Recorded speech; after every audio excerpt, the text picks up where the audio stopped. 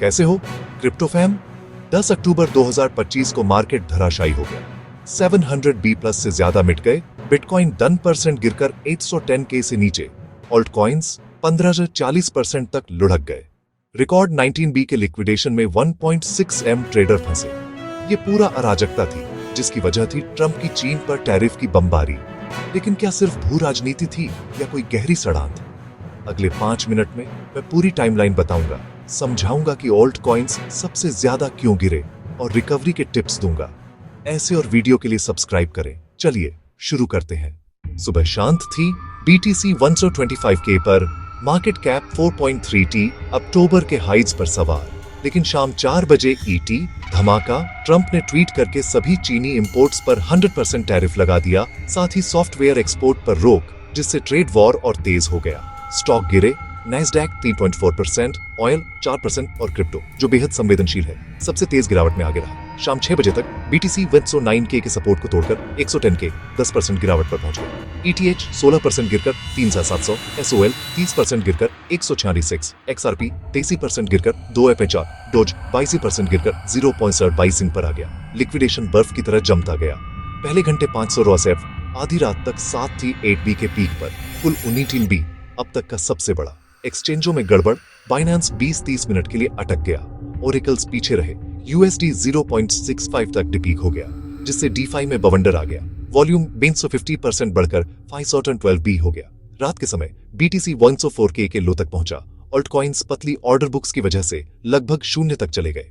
11 अक्टूबर की सुबह तक हालात स्थिर। BTC पल्सी 4% बढ़कर 113K, market cap 3.85T। Whales ने डिप खरीदी। 2.7B ETF इनफ्लो आया।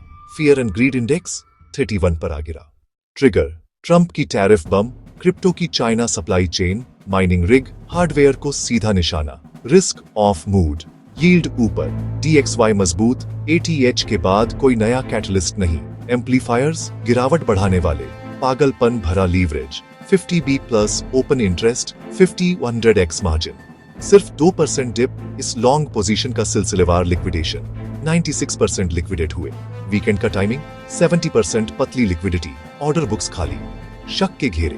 क्रैश से पहले व्हेल्स की शॉर्टिंग, जैसे 438 mm की BTC शॉर्ट से 200 में निर्वण का मुनाफा। X पर इनसाइडर ट्रेडिंग की चर्चा। गड़बड़ियों के लिए बाइनेंस ने 286 तरह का मुआवजा दिया। DeFi में TVL 147B गिरा। ऑल्ट कॉइन्स BTC से 2-3 गुना ज्यादा गिरे। पतली liquidity, high beta. SOL XRP doji 20-30%, मेमकॉइन्स 40-50%, ADA link 40% तक। BTC डोमिनेंस 60% पर पहुंच गया। डिजिटल गोल्ड की ओर पलायन। लीवरेज ने रिटेल ऑल्ट कॉइन इन्वेस्टर्स को सबसे ज्यादा प्रभावित किया। ऑन चेन लोन बड़े पैमाने पर लिक्विडेट हुए।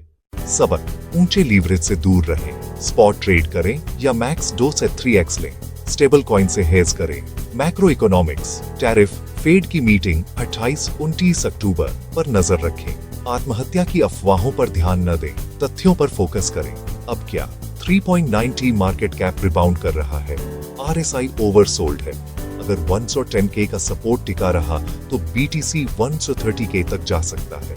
2020 जैसी एक हेल्दी रीसेट।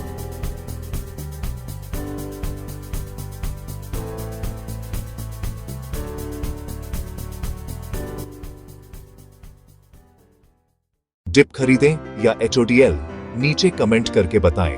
अगर इस वीडियो ने आपकी जान बचाई तो लाइक करें और हफ्ते के क्रिप्टो विश्लेषण के लिए सब्सक्राइब करें। मजबूत बने रहें। शुक्रिया।